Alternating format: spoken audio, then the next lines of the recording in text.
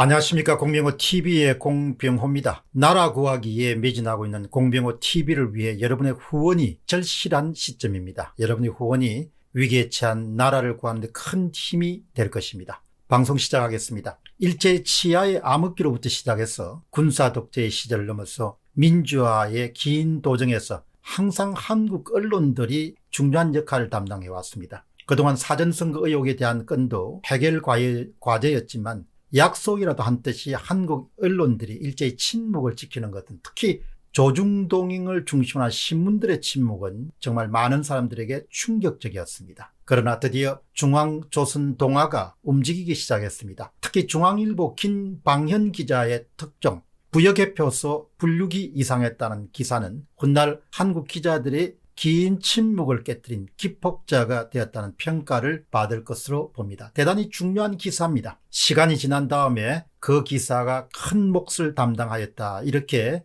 아마 평가할 것으로 봅니다. 그동안 꾸준하게 개표 조작 의혹 사건을 다뤄온 사람으로서 김방현 기자의 제목에 주목하게 됩니다. 참관인은 이렇게 주장합니다. 부여개표소 분류기 이상했다. 선관위 관계자 이렇게 주장합니다. 기계 이상 없다. 분류기가 등장하고 기계가 등장하는 부분에 여러분 주목하시기 바랍니다. 개표소 내부에 의심을 가질 수밖에 없었던 기기들이 바로 분류기, 개수기, 그리고 제어용 컴퓨터 등입니다. 중앙일보 김방현 기자의 심층 취재가 앞으로 사건의 실마리를 파헤치는 데 상당한 단서를 제공할 것으로 보기 때문에 중요 내용을 좀 소상하게 소개하도록 하겠습니다. 모든 출처는 중앙일보입니다. 첫 번째는 문제는 사전투표용지였다. 중앙일보 보도입니다. 4.15 총선 당일 충남 부여군 개표소에서 일했던 개표 참관인들이 중앙일보와 인터뷰에서 전한 내용 가운데 이런 부분이 들어있다. 투표지가 분류기를 통과하면서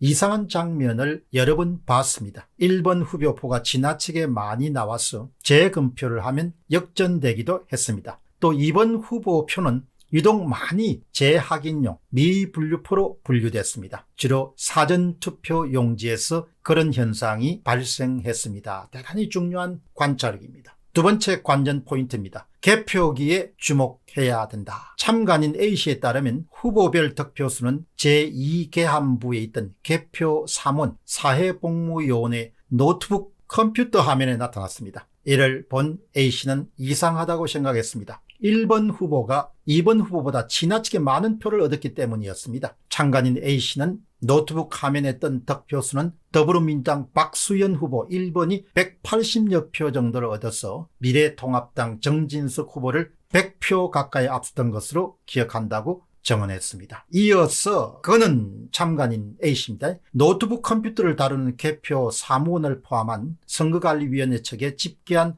투표지를 보여달라고 요구했습니다. A씨는 개표용지를 보니까 1번 투표용지 묶음에 2번 투표용지가 섞여 있는 것도 발견했습니다. 이런 아주 중요한 정언을 하는 겁니다. 한편 참관인 D씨는 관내 사전선거와 관내 사전선거 투표지를 엄면 단위로 개표했는데 1번 후보의 득표함에 2번 표가 쌓이는 장면을 여러 차례 목격했다. 게다가 2번 후보는 유독 재확인용 미분류로 처리되는 경우가 많았다. 참관인 A씨와 참관인 B씨의 관찰기가 일치하는 겁니다. 그때마다 항의해서 분류기를 재가동해서 2번 후보의 표를 엄면 단위별로 많게는 30장에서 60장씩 되찾아봤다. 이런 현상은 사전투표지를 개표할 때 자주 발생했다. 그런 개표기가 워낙 빨리 작동해서 유심히 관찰하지 않으면 개표가 어떻게 진행되는조차 알기 어렵다. 분류기가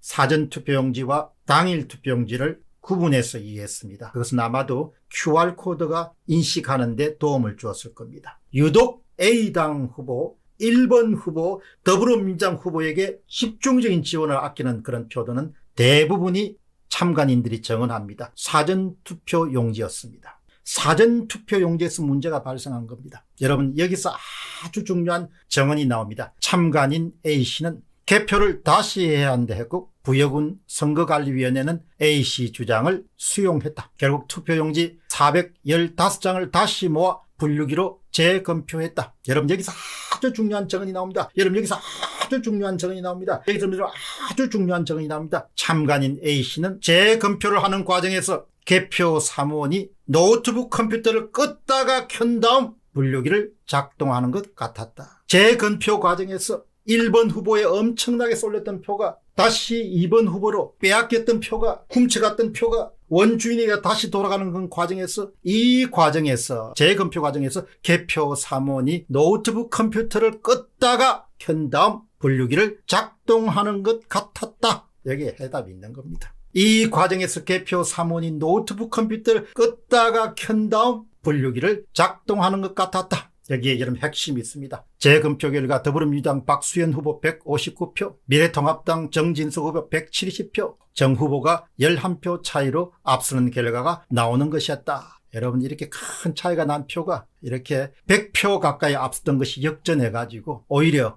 100표 뒤떨어졌던 사람이 11표 차이로 앞선 겁니다. 뭔가가 있었다는 겁니다. 뭔가가. 분류하는 과정에 뭔가가 있었다는 겁니다.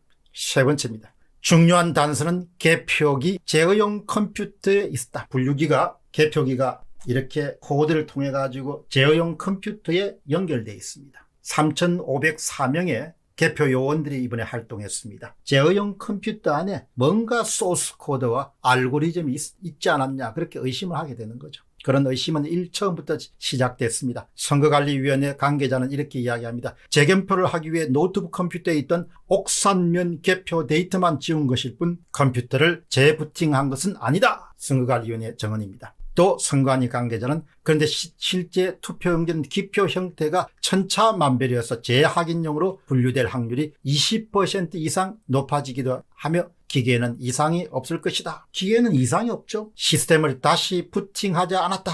시스템을 다시 부팅하지 않았다. 그 점을 여러분 집중해서 보셔야 되고 선관위의 소속 공무원들이나 개표 요원들조차 컴퓨터 안에서 무슨 일이 일어나고 있는지를 몰랐을 것입니다. 컴퓨터가 이상이 없죠. 하드웨어는 멀쩡하죠. 그 안에서 무엇이 어떤 일이 일어났는지를 전혀 예상을 못할 겁니다. 중앙선거관리위원회나 개표 요원들한테는 문제가 없다는 것이죠. 마지막 질문입니다. 주목해야 할 부분입니다. 중앙선거관리위원회는 일관되게 내부의 모두 전자기기들, 분리기, 계수기, 제어용 컴퓨터 등이 외부와 연결되어 있지 않다는 점을 그동안 강조해 왔습니다. 그동안 많은 전문가들은 분리기, 계수기, 제어용 컴퓨터 등을 계속해서 의심해 왔습니다. 그래서 집요하게 그 전자장비 가운데서 통신장비를 장착하고 있는 여부를 파악하기 위해서 열심히 많은 사람들이 노력해 왔습니다. 참관인들은 전자기기에 대해서 잘 알지 못하지만 뭔가 다른 느낌을 토로합니다. 개표기가 이상하다. 개표기가 이상하다. 개표기가 이상하다. 또 다른 참관인이 이렇게 이야기합니다. 개표기 전원을 끄고 난 다음 다시 부팅하니까 정상으로 돌아왔다고 이야기한다. 개표기 전원을 끄고 난 다음에 다시 부팅하니까 정상으로 돌아왔다고 이야기한다. 여러분 분류기를 처음 가동시킬 때 그 제어용 컴퓨터 분류기를 제어용하는 제어용 컴퓨터에서는 분류기를 처음 가동할 때 제어용 컴퓨터를 통해 가지고 다운로드를 받는 절차가 있습니다. 다운로드가. 그 다운로드를 받는 순간 중앙선거관리위원회의 메인 서버하고 연결될 가능성이 매우 높은 것이죠. 그러니까 연결되어 있지 않다는 것은 그게 옳은 게 아니고 처음에 연결해보는 거죠. 연결하는 거죠. 그 다음에 뭐 끊어지는지는 잘 모르겠는데 중앙선거관리위원회가 발표한 그런 공식적인 홍보자료에 따르면 내부 전산망에서 후보자 정보 등 기초 코드를 다운받아 등록한다. 그 이후에 이제 기계가 가동되기 시작하는 겁니다. 부여 개표소 분류기가 이상했다. 기계 이상 없었다. 선거관리위의 그런 관계자의 주장입니다. 여기서 우리는 아주 중요한 분류기와 분류기를 제어하는 컴퓨터에 의심의 눈초리를 두지 않을 수가 없습니다. 두지 않을 수가 없습니다. 뭔가를 받았던 것이죠. 다운로드를. 뭘 받았냐요? 내부 전산망에서 뭘 받았냐요? 후보자 정보 등 기초 코드를 다운받았다는데 그게 기초 코드가 뭐냐? 뭘 받았냐요?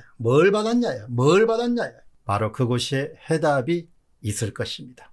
그래서 중앙일보 김방현 기자에게 박수를 보내고 싶습니다. 이런 일종의 탐문조사 형식의 기사를 보는 순간 그동안 집요하게 이 문제를 파헤치기 위해서 노력했던 사람들은 딱 감을 잡은 거죠. 다른 가능성도 문을 열어뒀습니다마는 단서를 정확하게 포착한 겁니다. 단서를.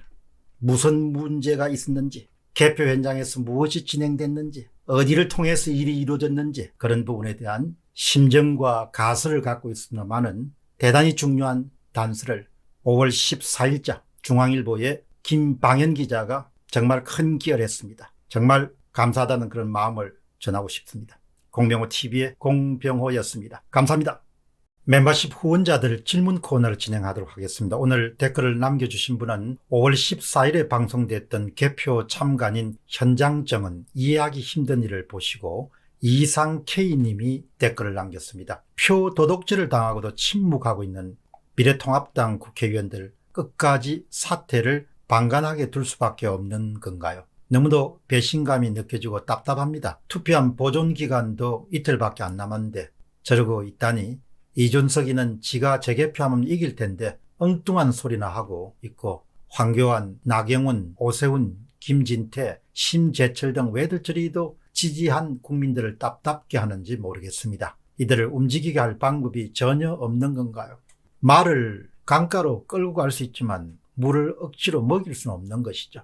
김세연이란 다선 위원 이야기하는 걸 보니까 거의 자유당 시절 수준이더구먼요. 무슨 조작이 있는가? 나이를 상대적으로 보면은 적은 편인데 시대인식은 홍모 씨하고 거의 대등한 수준이었습니다. 여의도 연구원에서 나온 비공식 보고서라는 것이 언론에 약간 비춰졌는데 이 정도 수준밖에 되지 않는구나 그런 생각이 들었습니다. 앞으로도 미래통합당은 웰빙당과 꼰대당으로서 계속해서 내리막길을 걸을 수밖에 없을 것이다 그렇게 봅니다. 다만 그 길에 애꿎은 백성들이 얼마나 고생을 많이 하게 될까라는 그런 생각 때문에 머리가 어지럽습니다. 차려준 밥도 제대로 챙겨 못하는 그런 사람들이죠.